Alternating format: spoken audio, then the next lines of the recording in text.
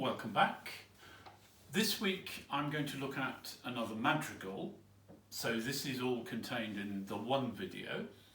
And the madrigal that I'm looking at this week is April is in my mistress' face, which is on page 24 of the madrigal book. And I don't think it was on the list of madrigals that Cantionis has sung before. It's certainly not one that we looked at in our outdoor rehearsals, but I thought it would be a good opportunity to learn something new, for some people anyway. I'm sure some people have sung it before, and it makes a good isolated piece, if you like, because it's not that long, and if you don't know it, you should be able to learn it pretty quickly. I'm going to play it all the way through first, before I say anything else, and I will also play it all the way through at the end.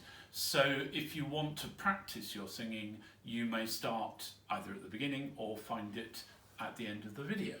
So here is Thomas Morley's April is in my mistress' face, all parts.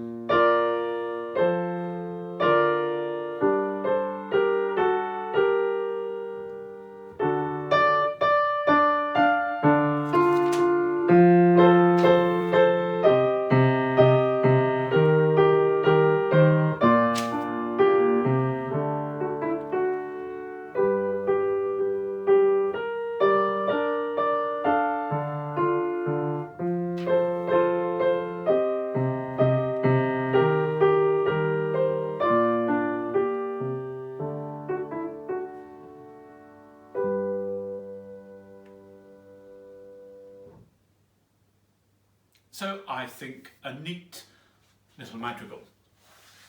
One or two general things to say.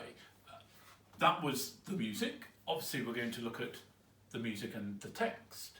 And the poem I like a lot. It's one of the madrigals that's one of my favourites, because it starts in a very perky way. April is in my mistress' face. Different rhythms for different people.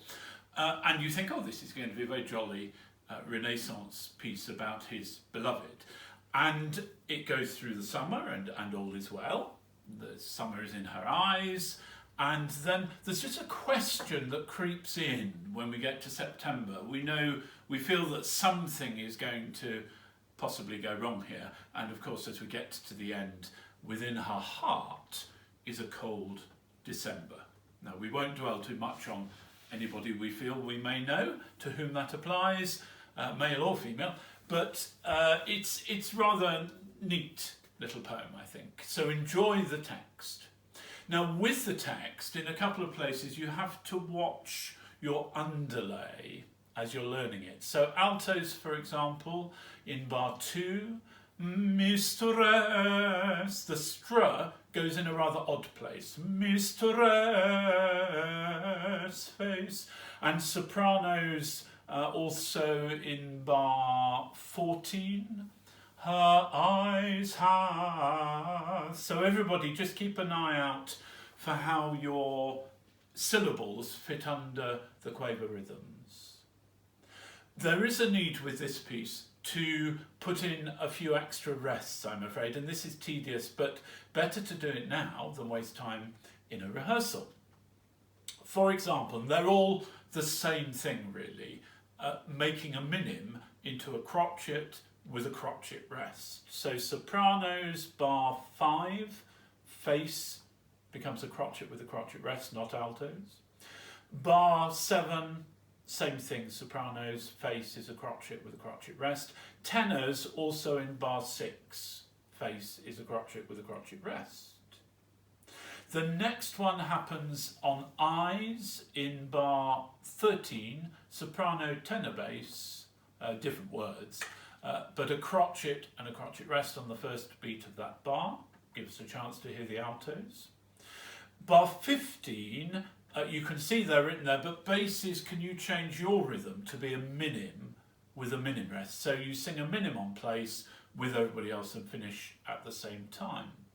Bar 17, bosom. The first beat of 17 is a crotchet with a crotchet rest for everybody singing there. Same thing happens in bar 19 on the first beat, not basses, but soprano, alto, tenor, crotchet with a crotchet rest, nearly there.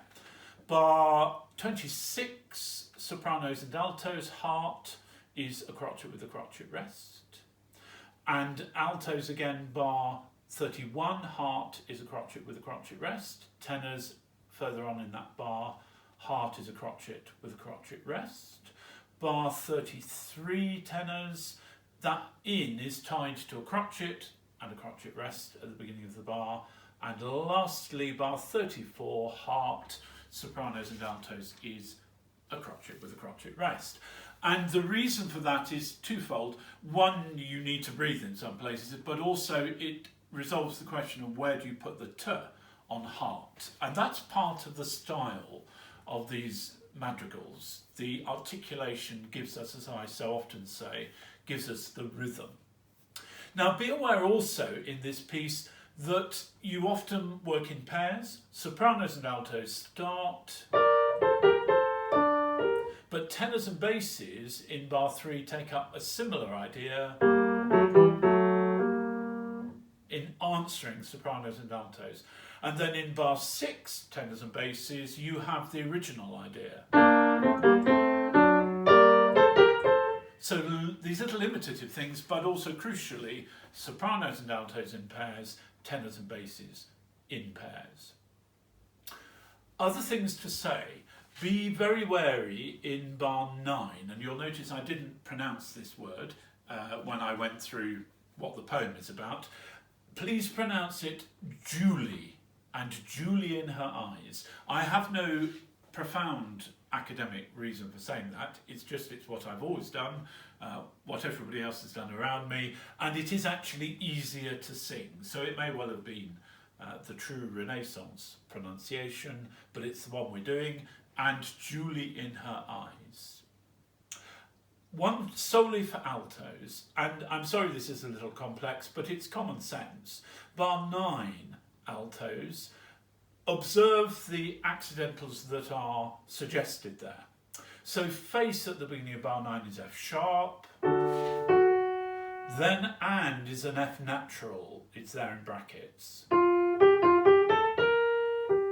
And then in the next bar, Julie has an F natural in it too, but at the beginning of bar 11 it's an F sharp. And it's because in this period, writing in keys, as we know, it wasn't quite yet settled, and so they would write or sing quite often without it being written down what came naturally to them, how luxurious that is. So it's natural to just do a semitone, mistress face, and Julie in her eyes, a scale of what we would call B flat on and Julie in her eyes, and then you'll see the tenors and basses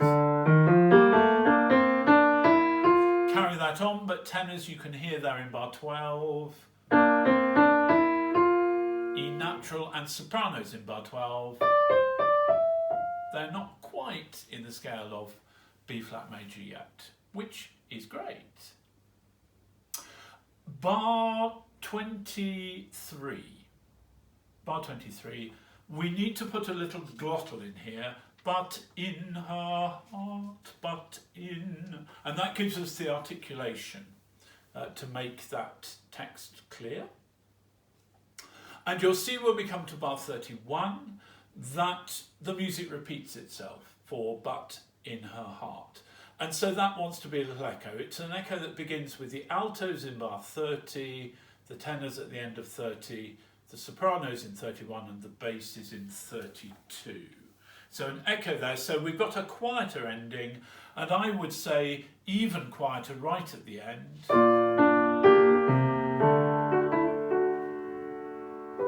Just fading off at the end there. I hope you'll enjoy April is in my mistress face, so here it is complete once again for you to have a go at singing your part. 1, 2.